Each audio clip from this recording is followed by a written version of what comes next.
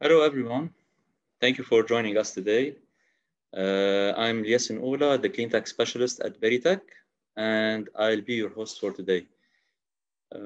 As you all know, in Lebanon, we're facing major issues in the cleantech sector, and we need to start acting upon. We need to create supportive community of experts, partners, NGOs, public and private sectors, in order to help and support the startups and entrepreneurs that are working in the cleantech sector, to help them answer not only local, but also regional and international needs in this sector. The Cleantech Learning Series are organized by Berytech under the Cleanergy program, which is funded by the Embassy of the Kingdom of Netherlands in Lebanon. The Cleanergy Accelerators, the Cleanergy Accelerator, which is the second cycle of it that we're going to launch, is basically aiming to support ideas and startups that are working on solutions for the challenges that exist in the cleantech sector. So mainly the team will have to tackle challenges in energy, renewable energy, energy efficiency, water, wastewater treatment, solid waste management and treatment, agriculture, and transportation. So through this program, Berytech will offer the selected startups the resources and the knowledge, the support and funding necessary to scale and grow. You can check all the needed information and the eligibility criteria on our website, berytech.org. If you go to programs section, you can select Cleanergy and read about the program in more details. The deadline for the application for the second batch of our Cleanergy Accelerator is going to end at the end of July. So if you think you have an innovative solution in the cleantech sector, I urge you to check the website and submit your application. Before the launch of our accelerator last year, and we're doing it this year, we're having our Cleantech learning series, which is continuing to host guest speakers discussing the challenges and opportunities in the cleantech sector. And we're having it this year into 3 webinars. The first webinar is happening today. Our next webinar will be on the 15th of June, and the third webinar will be on the 29th. Today's webinar is we're going to focus with our speakers on the energy and the clean energy sector. On the 15th, we will be covering the waste sector, and on the 29th, we will be talking mainly about the water sector. I would like to thank our guest speakers in this webinar. We will be hosting today with us Jessica Abed, Mark Ayoub, and Antoine Scayen. Thank you again, guys, for joining us today and for your continuous support. Without any further delays, I would like to welcome our first speaker for today, Jessica Abed. Jessica is an independent energy policy consultant, advising international organizations and governments on energy transition in the Middle East and North Africa. In addition, she serves as a senior global advisor and energy transition expert for London-based consultancy, Azure Strategy. She's an academy associate at Chatham House Energy, Environment and Resources Program in London, where she previously served as a resident fellow in 2017 and 2018, and as a non-resident scholar for the Middle East Institute in Washington, DC, and in the Lebanese Center for Policy Studies in Beirut. Prior to moving into policy in 2017, Jessica had a decade experience in engineering with a focus on renewable energy, and with her last position being Chief Energy Engineer at the UNDP in Beirut.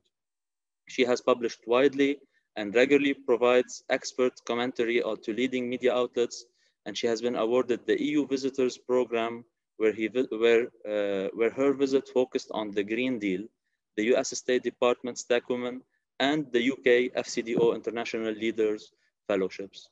Jessica holds a master's degree in political sciences with emphasis on diplomacy and negotiations, and a bachelor's degree in electrical engineering. Jessica, thank you again for joining us today, and I will leave you to lead on your presentation. Thank you for having me. It's always my pleasure to be with you.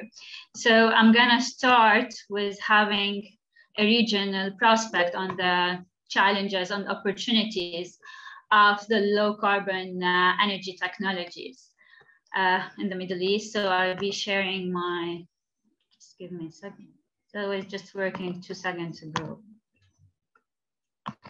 Yeah, no worries, take your time. Okay, it's not working. Okay. Can you try again now?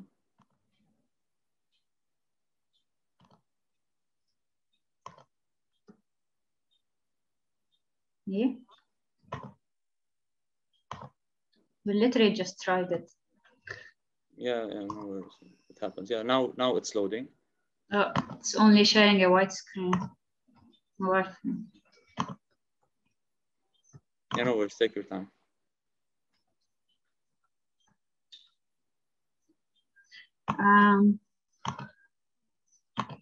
Okay, so I'll do it without a presentation. No, it's not working at all. Can I try to share it from my end? Would that work for you? Yeah. In the meantime, I'm gonna also introduce Mark, who's joining us today as well. So Mark is the coordinator of the Energy Policy and Security Program and an energy researcher at the UAB Issam Fares Institute for Public Policy and International Affairs. His work in Lebanon revolves around influencing policy making through evidence-based research. Specifically, he advocated for a national energy policy that utilizes renewables as a centerpiece of the energy mix rather than just a policy add-on. Has been involved in producing energy mix scenarios, mapping of available public lands, and conducting techno-economic assessment of renewable energy projects, including that of a 300 megawatt of a solar PV power plant in the Tfail region. His research also tackles subjects at the interface of water and energy sectors, focusing on energy efficiency measures in water and wastewater services in Lebanon, as well as areas of anti-corruption evidence in Lebanon's energy sector. He's currently coordinating the Act Smart project funded by Berytech that aims to produce white papers and policy recommendations on how to enable the business environment for innovation in the clean tech sectors.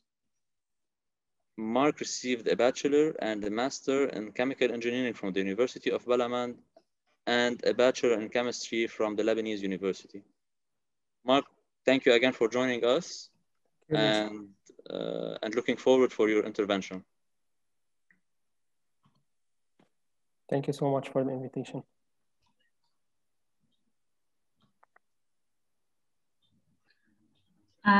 Yes, I think that my presentation is with you. No. Okay.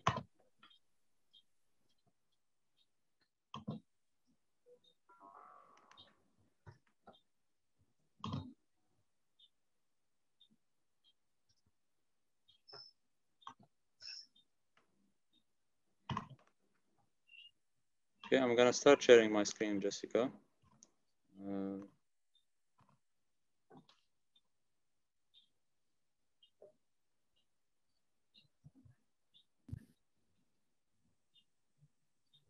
Okay. Is it visible?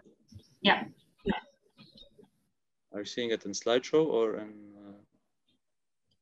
So we're seeing it in the PowerPoint normal format, but it's fine, I guess.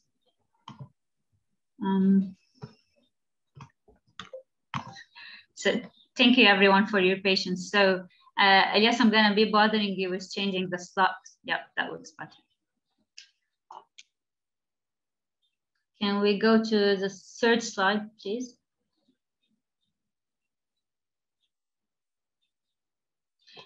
All right, so I'm just gonna speak for a minute about the global prospects.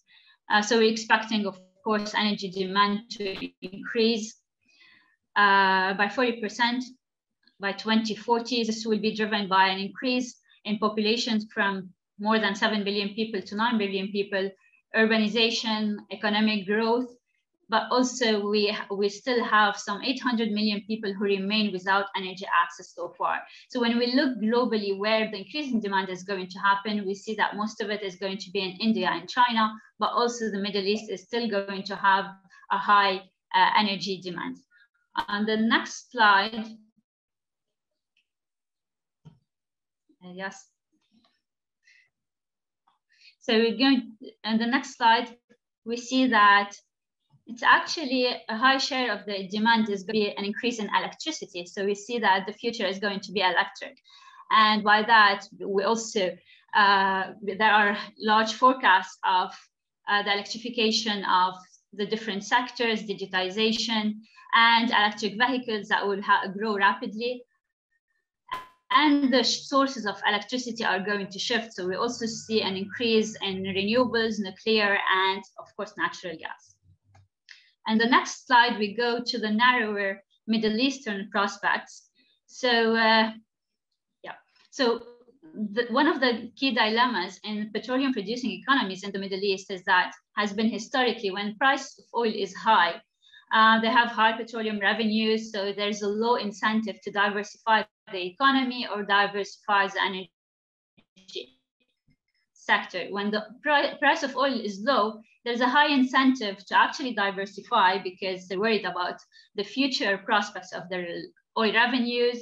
They don't want to be oil dependent, but there's a low capacity to diversify because most of these economies rely on government spending. So the capital and investment is not there. There's a high pressure because of the subsidies of the fuel and electricity across the Middle East. There's a stress on public budgets and inability to reskill the human capital. So that's one of the dilemmas we have. But in the next slide, we see that there are changes that have been driven by COVID. Yes, can I bother you to the next slide? So COVID has had a very high impact on oil prices. We've seen a huge drop in oil prices last year in 2020, which could also serve as a glimpse into the future of oil. So we know that oil is going to peak in the future. There are talks that could be probably in 2025 or 2030. Some other analysts say it might actually get until 2035 or so. But we know that oil is going to peak, oil demand is going to peak, which means that oil prices in the future are going to be low, which actually provides a major incentives for oil producing economies, especially in the Middle East, and the political will now to diversify more than before.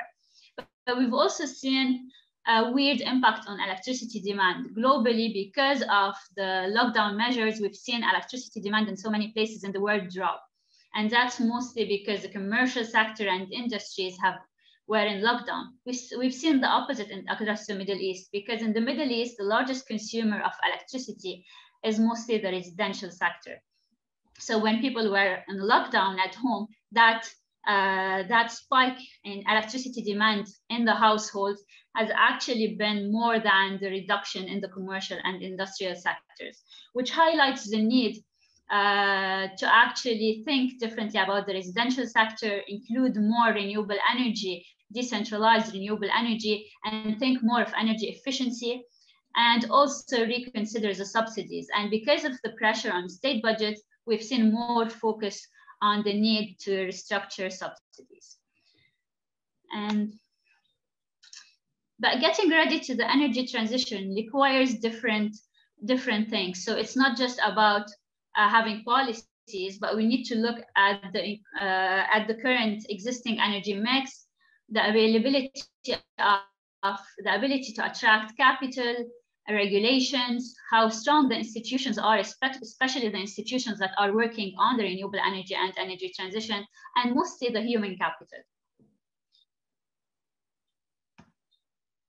And the next slide, we see that energy transition needs to happen in different sectors. So it has to be in the power generation. We need to have an integrated approach. We need to think of the industries, the buildings, and the transport. But when we look closely into the status of the Middle East, we find that the focus is on electricity and the power generation. So we see most focus now on power generation, on increasing wind farms, on having renewable energy, wind farms, solar, but less focus on grid and other things. But electricity demand in the Middle East is expected to double by 2040 compared to 2016. And the growth in electricity is going to come from the growth in the economy. We expect an additional 90 million people by 2040. That's greater than the entire current population of the Gulf countries. High urbanization rate. The impact of climate change, especially the rise in temperature, impact on cooling demand, and decarbonization in the transport, electrification, and when the increase in digitization, now that we're all also using all these Zoom calls and other, we're also increasing the electricity demand. But when we look also on the Middle East, we have more than 320 gigawatt of installed capacity. But we have so many countries as well that suffer from lack of electrification, uneven electricity access, unreliable and low quality supply. So when we think of Iraq, Lebanon, Yemen, Syria, and others, we see that there are huge problems in the power sector, and they do not have enough power generation capacity. On the other side, across all the Middle East, we find also so many barriers for renewable energy. On the technical side, renewable energy is intermittent.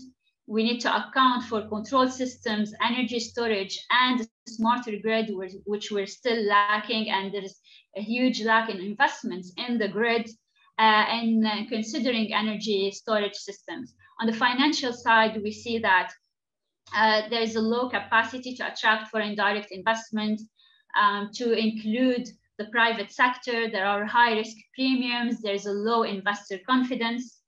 On the policy and regulatory levels, we find also mostly lack of clear strategies and action plans on the national levels, a lack of vision of the energy mix and the shape of the future structure of the power sector. We have policy inconsistency in so many places. And we see also we need to account for the political context and the vested interests, which remain largely in the fossil fuel industries. And we have conflicting, sometimes, institutional mandates. So for renewable energy to take off more, we need to focus more on having new innovative business models, have industrial applications, think of decentralized distributed generation, mini grids, and the role of that. And we also need to account for the future of the electricity utilities. They cannot remain as they are mostly now with a state monopoly. I will skip the next slide for just to be aware of time. I will skip this, but this has mostly all the targets. And we're mostly lagging behind our targets. Some of the best performing countries so far are Morocco and Jordan, despite having so many challenges in increasing their capacity in the future.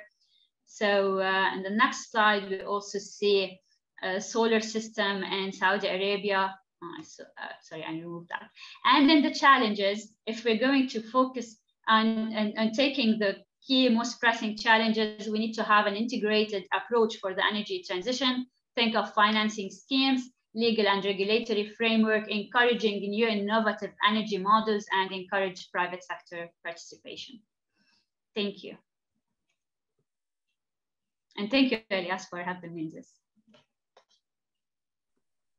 Thank you, Jessica, for this interesting presentation. It has, I believe it's giving us lots of insights on the current state of renewable energy and energy sector in general and across the region. So thank you for that. And I believe now with Mark and his intervention, we will be diving in more on the Lebanese level and the project that we're collaboratively working with IFI on for the past year, almost a year. So Mark, I leave the ground for you. We're able to see the screen, so please go ahead. Mark, we're not hearing you. Yeah, you're on mute. I'm gonna just take advantage of this and ask the attendees to write any question that you have for Jessica and for Mark now on the chat window or on the Q&A. it's better to put it on the Q&A in Zoom, and we'll be answering all these questions once Mark finishes his intervention. Thank you for joining. Go ahead, Mark. Thank you, Lies, for the invitation and for having us today. And thank you, Jessica, for the interesting presentation and for setting the scene. So as Lies mentioned, I'll dive a bit into a local perspective around a project we are currently conducting at the ABI Sam Ferris Institute with Berytech, which is part of the ACT-SMART Innovation Hub on enabling environment for innovation in the clean tech sector. So as part of this project, we are tackling 3 clean tech sectors, energy, water, and solid waste. But today I'll be focusing more on the energy sector and mainly the challenges and opportunities that we had discussed with SMEs in the sector. So just a quick overview about clean tech. The clean tech sector refers to companies and technologies that aim to improve and enhance environmental sustainability. This is used to reflect a series of technologies that Jessica has also introduced and spoke about, mainly the renewable energy sources, water efficiency, some approaches related to the waste management and other environmentally friendly methods and practices. Clean tech has, in fact, 3 main goals. One is to develop technologies in order to protect the environment, to repair the damage that has been already done and made to the environment, but also to conserve and preserve the earth and natural resources. And these resources that we will be tackling today in part of this presentation and focus more on the potential for the SMEs working in the energy sector and how they could use the renewable energies constructively in the future.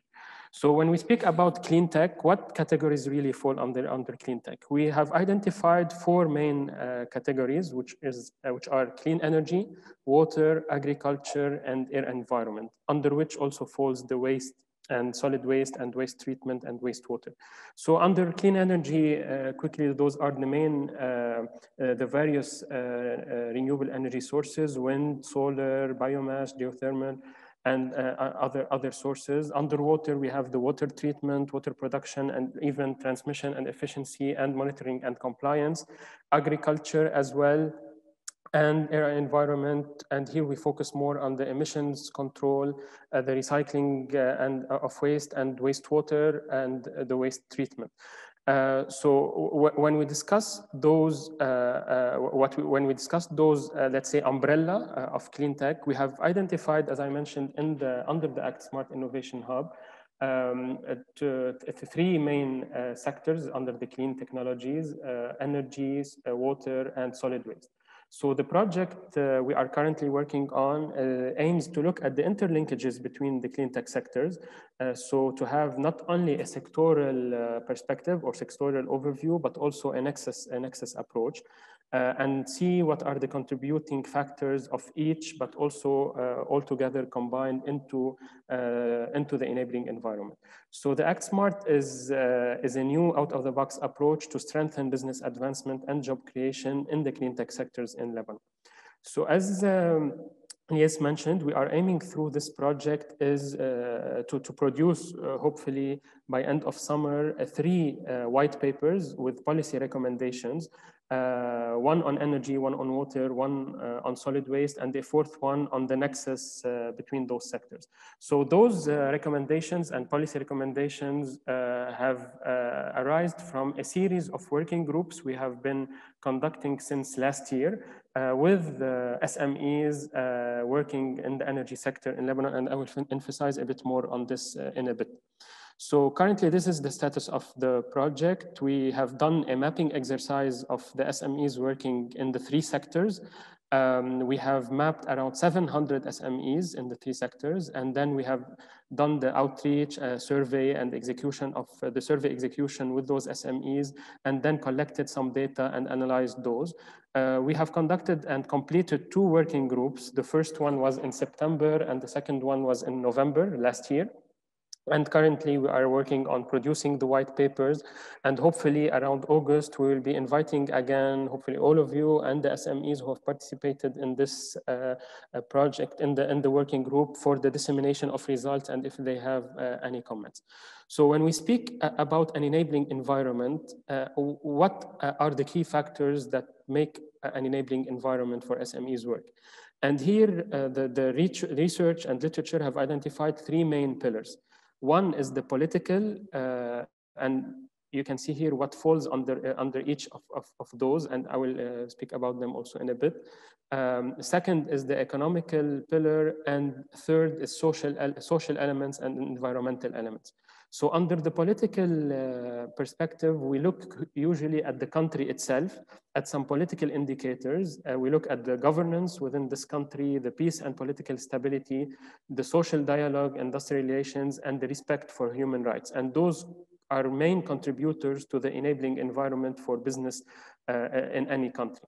At the economic level, we look at the policy and regulatory environment, the macroeconomic policies that are set in place, the infrastructure in terms of services available, and the technological capabilities. At the social and environmental, here we speak about social protection, social justice, education, entrepreneurial culture, and all those that fall under the social review or position of any country.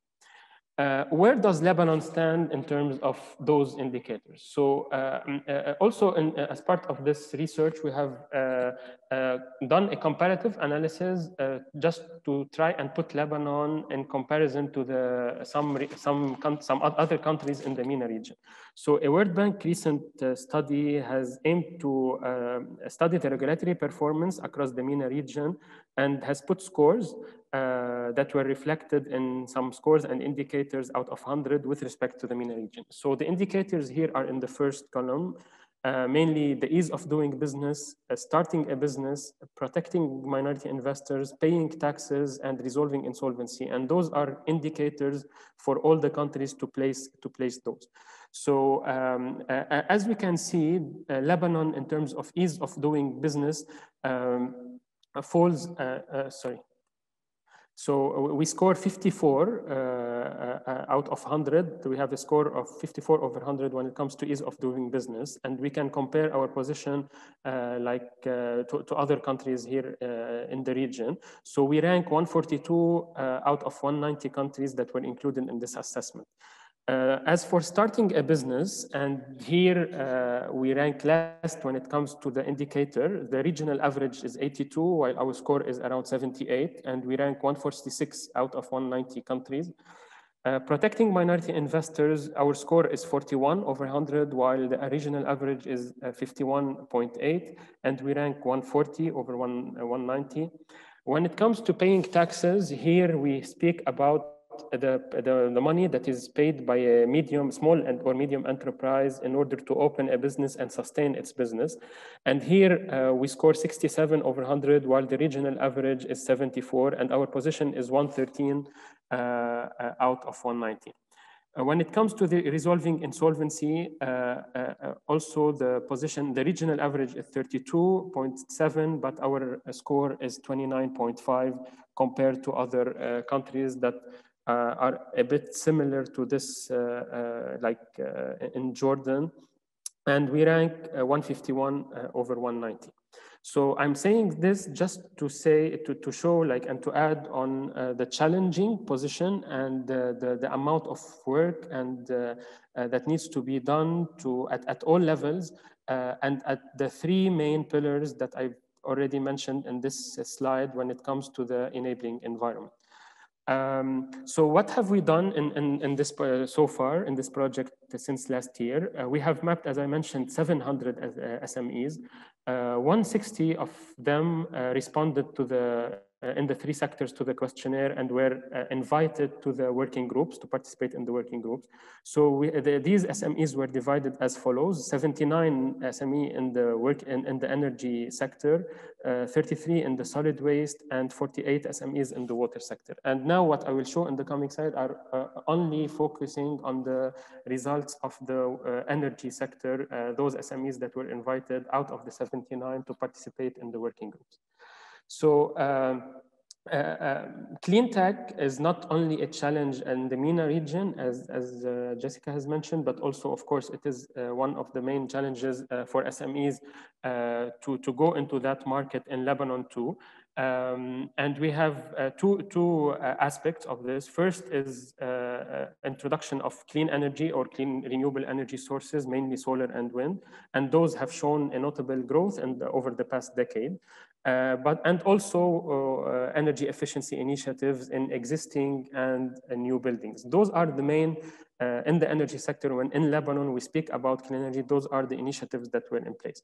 But the challenges or the main problems that are hindering some progress in this sector, we should look at them and really, in order to develop solutions to address those challenges, we need to look and carefully understand the following.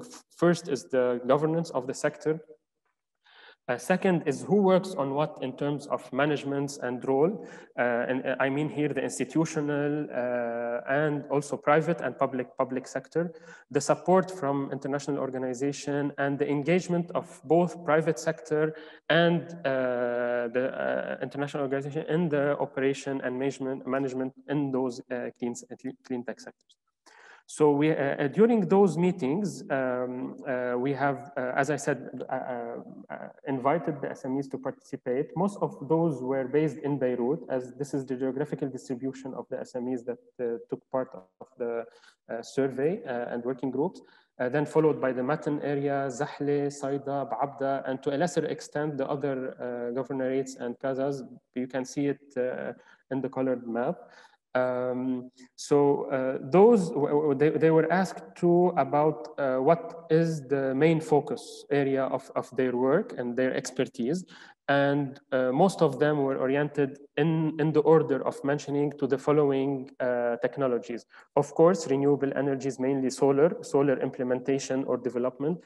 Second, solar water heaters, service provision, smart metering, private diesel generators, and also to some extent smart grid. Some SMEs working into the grid and smart grids developing at the micro level.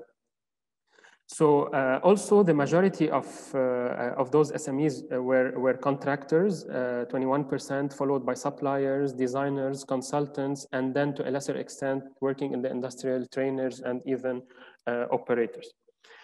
So we have discussed over those series of working groups with the SMEs the challenges they are currently facing within the current environment. I know that the economic crisis has been heavily present in the discussions, but we have tried with Berytech team to and with the SMEs to say and to try and look to be future looking in our approach and not to look to the crisis itself as one, let's say, implementation era, but to look at the 10 coming years and see first how to overcome the crisis, how to bypass the crisis, but also how to sustain the work of these SMEs for the 10 years to come. And here, the main challenges that were mentioned by SMEs is, of course, the lack of access to finance.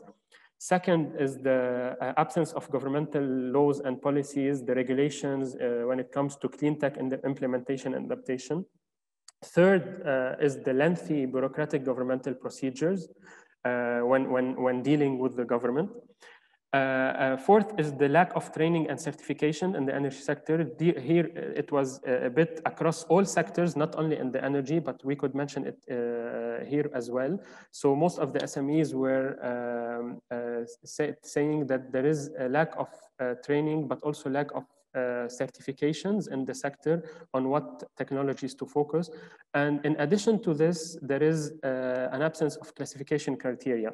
And this was mentioned also across all sectors, like saying we don't when there is a public tender or a tender for by the government to let's say in the energy sector and mainly in clean tech, they usually find that there are some players that are accepted or enter the market without being previously having the experience in the sector or being qualified. So this classification criteria is important. Also a challenge that was mentioned is the patency rights procedure that is very lengthy in Lebanon and takes a lot of time. And sometimes some SMEs withdraw from this patency procedure because it will cost them more than to go and of the technology they have created itself. Finally, the absence of essentially primary material in the, especially with the current crisis we are passing through. So potential clean tech opportunities, and here the list I'm gonna go through is a short list of the list that we will be mentioning in the paper, and most of those were mentioned by the SMEs across the sector, but mainly in the energy sector.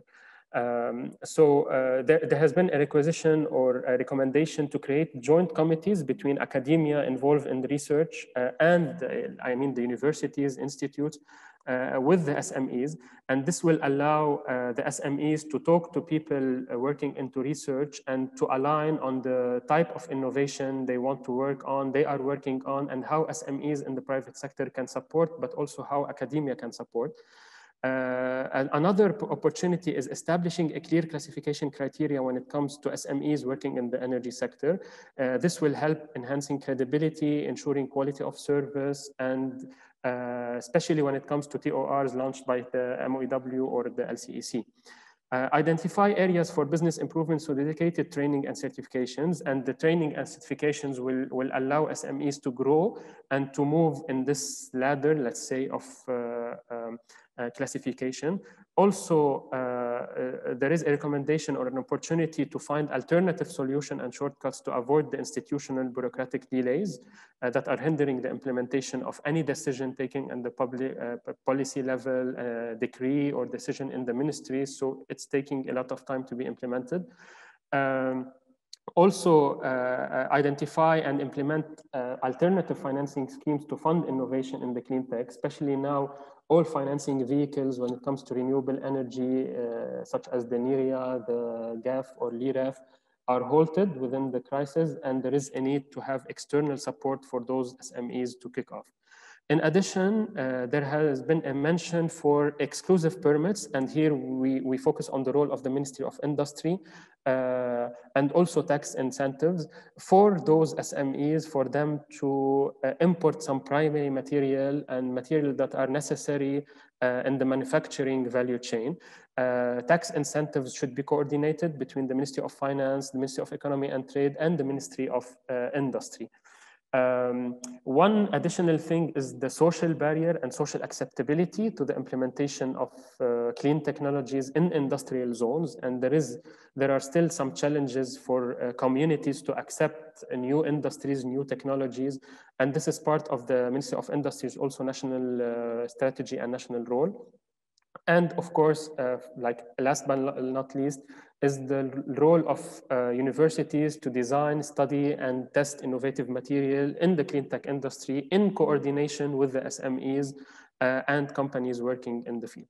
So the next question was who's involved in this? And the SMEs have really mentioned most of course, not at the same priority or same level, but they mentioned most of the institutions working in Lebanon, mostly the ministries, energy and water, environment, finance, economy and trade, but also some other institutions that could be of support. For example, IDAL and Kafalat when it comes to financing, the Association of Lebanese Industrials, and IRI when it comes to the testing, setting also the criteria, Libnor when it comes to setting this classification and putting the standards for the imports of primary material. This will be detailed as well in the paper that will come out. So just a quick note on the way forward. We are currently, like with Berytech team, finalizing the write-up of the white papers in three sectors, but mainly also in the energy sector, with detailed policy recommendation. In parallel, we'll be conducting one-to-one meetings with SMEs and non-SMEs, including the public representatives, to discuss the way forward and how to transform those recommendations into policy actions.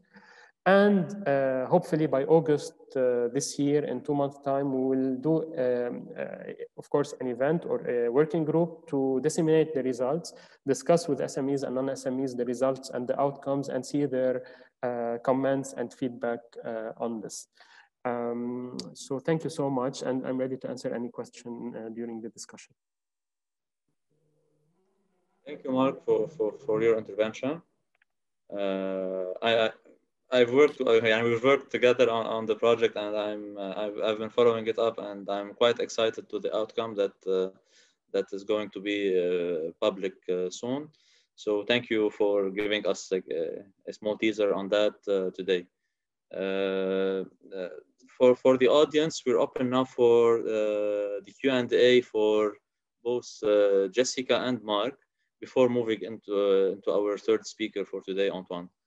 I'm gonna start with a question for Jessica from Farid. So, Jessica, there has long been discussions to launch Arab power market to trade power and energy between the region and its neighbors. What is the status of the latest development? Do you see it happening? What are the barriers for its implementation? All right, I have a minor question. Where are the Q&As? Because apparently I only have one question in front of me. Yeah, on the chat there are some. I'm starting with the one that were written on the chat, and Okay, so there's already an 8-country electricity grid in the Arab countries, including Lebanon, Jordan, Syria, Iraq, and Egypt. And there's another one in the Gulf. So these are not mostly countries haven't seen the great need for this or how important this is going to grid stability.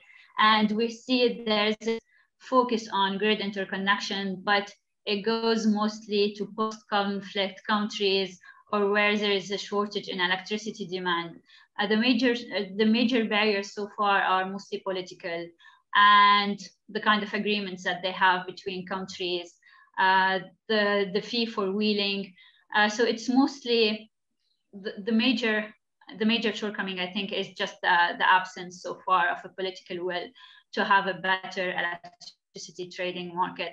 But I think it has to happen in the future, in the near future, as more renewable energy enter the grid. I find that there's much more focus on this. Okay, thank you, Jessica, for answering this. Since we're addressing the questions addressed to you, so the second one is basically from Bassam, I believe. Can you give us your opinion on hydrogen in the space of energy storage or replacing lithium battery in the Middle East? So I'm personally a firm believer in hydrogen, especially green hydrogen. I do. So when we look into the Middle East, we see that there is increasing focus on hydrogen, mostly also in Gulf countries and in North Africa and Morocco. So we've seen projects being announced in Oman, Saudi Arabia, and the UAE. There's some sort of competition for hydrogen, which I hope is going to trigger more projects on this, and it's going to be a healthy competition that will drive the technology forward.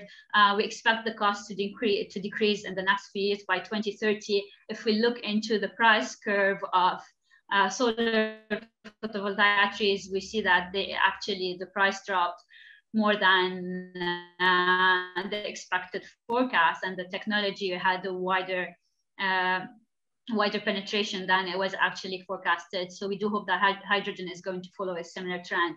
On what kind of energy storage is going to be better, probably, and cost and competitive in the Middle East in in the power sector, I think in storage, yeah. So that's something I'm currently working on. I would be a better place to provide a better answer in the next few months on this, because you have to look in the costs, regulations, and there should be different enablers for hydrogen. So we see that governments are launching projects, but we still need to think of the infrastructure. We need to think of the standards, regulations, and so, which is still not there. Thank you, Jessica, for the answer. So there is a question for Mark. I believe, Mark, you've mentioned a study from the World Bank. So Farid would like to know, when was the World Bank study commissioned, before or after the economical crisis? No, it was before the economic crisis. This was in 2019. And it's available online. We could share it like with you on the chat.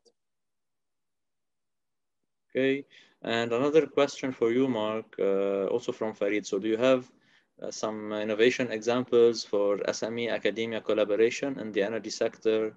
Has there been example given during the surveys, or like how did you capture? Yeah, thanks for this, Farid. Unfortunately, no, there has not been any example. But what I can say, and Ilyes could also confirm this, we have been able through the working group to bring in or link those people working in the SMEs with the academia, with the aim to do like at least quarterly meetings or working groups just to update each other, to SMEs to know what the universities are working on, but also the universities to know what is the market, let's say, trends currently, what are the things they would like to focus on in terms of research. So as part of the working groups, we had ASG, LAU, AUB, and Lebanese University. And also we have, there is an innovation center in UZEC with whom we are in touch with. So we have tried to inform all those innovation centers about the projects, or let's say research and academia. And I think this is something that's like also Berytech and us, we could support later on, and just to keep this relationship between both entities and for them to keep in touch together for better innovation in the sector. And if I may add to what Mark also said, so also like under the Act Smart project umbrella, we have a pillar called Ipolarization, where we are, as Berytech, collaborating with many universities in Lebanon in a way to help them translate their IPs or theory into something that is valorized or monetized in the market. So also we're doing like this matching between academia and SMEs in order to really make sure that the theory of the research in Lebanon is not like staying at the theory level and taking it into valorizing it and monetizing it really in practice in the industries that we have. So so that's it for this question. I would like to thank you again, Jessica and Mark, for this very interesting interventions, and looking forward to meet again in other webinars and projects under Act Smart umbrella or other project that we're having in Berytech. Thank you so much. We're gonna move now for our third speaker for today, Antoine Skayem. Hi, Antoine. If you allow me to introduce you to the audience before you start sharing your screen. Sure. So last but not least, so Antoine is the hands-on leader and executive with the robust expertise in an agile business development and deep understanding of the renewable energy efficiency and sustainability sector. He started Free Energy in 2012, which is a firm specialized in customizing energy solutions, and grew the company towards its successful acquisition in 2017. Antoine is still acting as CEO and is currently leading the business development in KSA and other GCC countries. In 2015, he co-founded Riego, an IoT, which hopefully Antoine has. Yeah. So Antoine, are you able to hear us? Yes, I can. Yeah. Thank you for joining again. Sorry for this technical issue. We're currently checking what happened, but we still have some attendees that were patient enough to wait for us to resolve the issue, and they are looking forward to for your intervention. Would you try to share the screen? Yes, can you see my screen? Yes, we can see it. Cool. So I was asked to share my journey and focus on the challenges I faced in Lebanon and still facing. Can you hear me? Yes, we're hearing you, Antoine. Awesome. Okay, so the journey started in 2012 in the northern part of India, to be exact. I was roaming around and I joined an NGO where we were working on installing small solar off-grid solutions for Buddhist monasteries in Ladakh region and Kashmir. And this is how it started.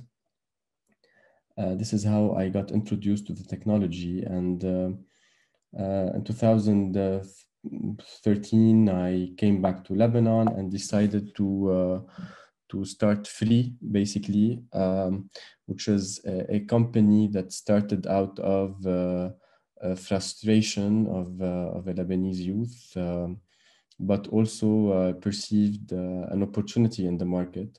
As Mark was explaining, the three main pillars were present back in 2012. Like we had the financial incentive, which was the soft loan launched by BDL. We had the political will and policies were in place with the LCAC were in place with the political will to support these types of projects that deal with the renewable and energy efficiency, in addition to the network readiness with the net metering well in place. So as the three main pillars were there in the Lebanese market, we just started basically. I had no idea what I was doing, no seed funding, just started by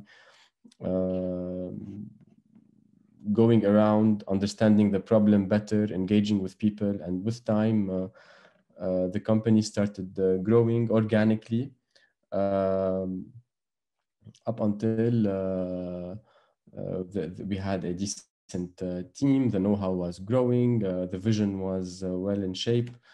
And in 2014, in 2015, we faced a new problem, which is a serious drought that hit the country. And one of our dearest partners and clients were Arc-en-Ciel, and we worked together on really putting into test a solution that aimed at helping the water consumption in agriculture. And this is when Riego started forging. And so Riego back then we developed a solution that was able to manage the water consumption to monitor via monitoring the weather, soil, and crops parameters. And it was a very interesting algorithm that was able to reduce the water by 18% per season. We made a lot of progress, especially with Berytech, and we learned a lot from the experience. In 2016, we really started witnessing the first signs of stress. For me, these were the first signs of real stress. Banks were reluctant to give money, although they're advertising that they are. You start understanding that there's something wrong happening. Because like as a youth, you're really engaging with the different stakeholders in the country, and you start understanding that there is something wrong here. However, luckily, I knew that starting a company was a game, was something, but scaling up the company was a different ballgame. And I was determined to really growing the firm, and managed to negotiate with two wonderful angel investors who are still on my board. And we successfully sold the majority shares of the company and started looking outside the country.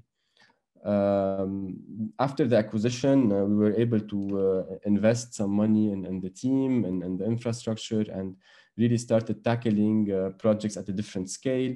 We grew from really a small company to biting a decent 5 to 7% of the Lebanese market share in solar and energy consulting, even much more. And we worked on one of the most, or a group of the most prominent projects in the country, KBC and EU, Demco, which is back then was the biggest rooftop project, and it's a hybrid also solution. And we worked with a lot of prominent stakeholders, but we knew that the Lebanese market is not somewhere where you can grow, and started investigating different neighboring countries, and eventually decided on Saudi. And we started iterating in Saudi in 2018. 2019, we witnessed the collapse of the Lebanese economy. But we already, the firm was already had the mindset of remote work. We never had to go to the office, but the office was there to serve us. So as a result, we were ready for that. We took time to pivot, to digest what was happening. The learning curve, and then 2019, 2020, and still today, like it's exponentially growing. And we knew that if we wanted to continue, we had to really look beyond Lebanon. And we were lucky. We managed to a few of the team members managed to leave the country. We settled in Saudi, and even with Corona, with the Beirut blast that took away the office, my house, several houses, like we were taking one, like we were rolling with the punches, yet the company was growing. 2020, like the turnover we scored was the biggest in our history. We recruited more people. We were actually profitable, despite what everything that was happening. And in Saudi, nobody knew about us, but eventually we managed to score several solar PV projects. We managed to also score several energy consulting projects. Eventually, we also managed to, we were awarded a project by the Saudi Electricity Company. Now we are implementing the Apple warehouse in Riyadh. We took on a decent project from a public energy consulting job. We're doing 50 audits in Riyadh. We're working on shaping policies in Riyadh and setting the baselines and benchmarks. And now we're well known there, even though we really haven't spent a lot of time in that market. So this is what I had to say today. Thank you so much, Antoine. Sorry, I'm not able to start my video. It's giving me unable to start video. I don't know why. Okay, let me see if I can do anything about that. Ça va.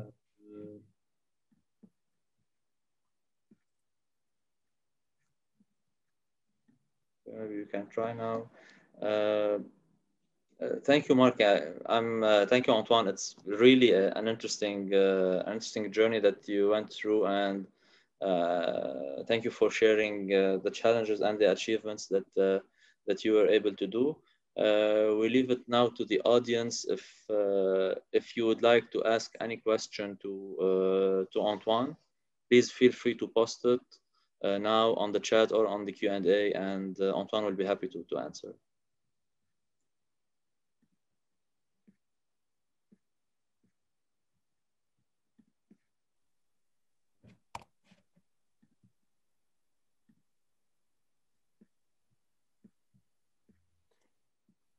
If I may, I can start with something, yes? Yes, go ahead. Yes, I know, sorry if I jumped in. So this is really interesting. It's a very interesting journey. And I know we've been touched earlier in the mapping with Antoine knew he's been out of the country.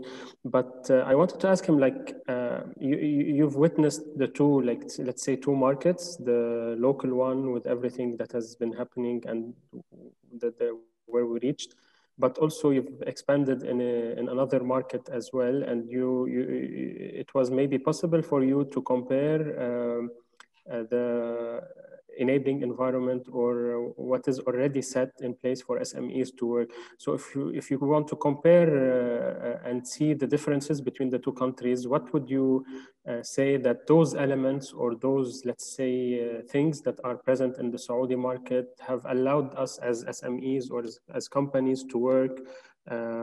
Is it related mainly to financing? Is it about innovation? Is it about maybe the incentives for companies and SMEs to work? Is it about taxation? What would you say would be the most or the priority for you to work, or that has enabled you to work in such a market? So to rephrase the question, you want me to compare between the enablers of the Saudi market versus Lebanese market? Huh? Yes. Like it's way too nascent in Saudi, and even though it's nascent, the first thing is the scale.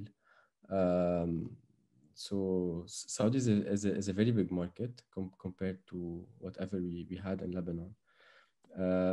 I think it's not only the incentives market, it's actually having an economy. Yani, in Lebanon, in the past 30 years, we never had an economy. It was never an organic economy. It was always subsidized either by international organizations pouring money in to push certain projects or putting stuff in place. So it has always been artificial. The organic market in Lebanon, تعمل small cycles and that's it. Saudi market is different. They're exporting, they're working on industrialization. The government actually puts plans in place that actually get implemented. It's different. I touched upon that when I started iterating in the Saudi market. An interesting market to compare Lebanon to. I know Saudi is a beast compared to Lebanon. Tunis. Tunis is an interesting market. We're working in Tunis also lately.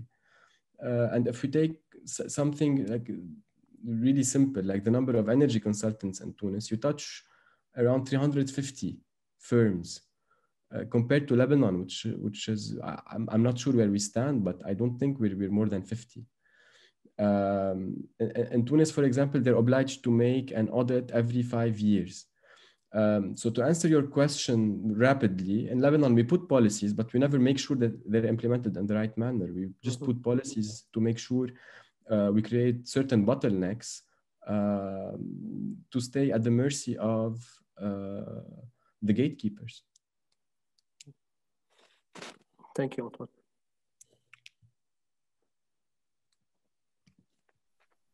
Okay, so I think that there's no questions from the audience.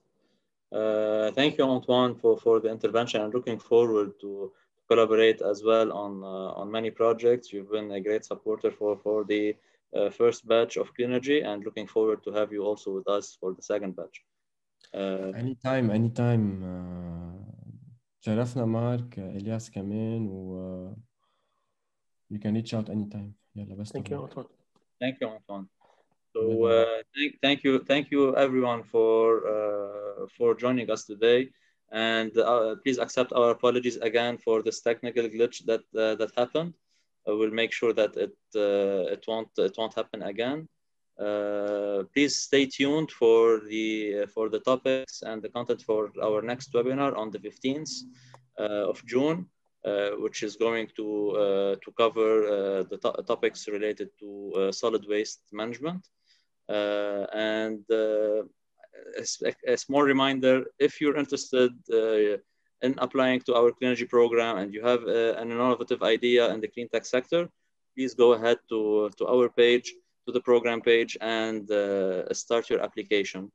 The deadline is end of July. Thank you, and stay healthy. Bye, guys. Thank you, everyone. Thank you, Elias. Okay.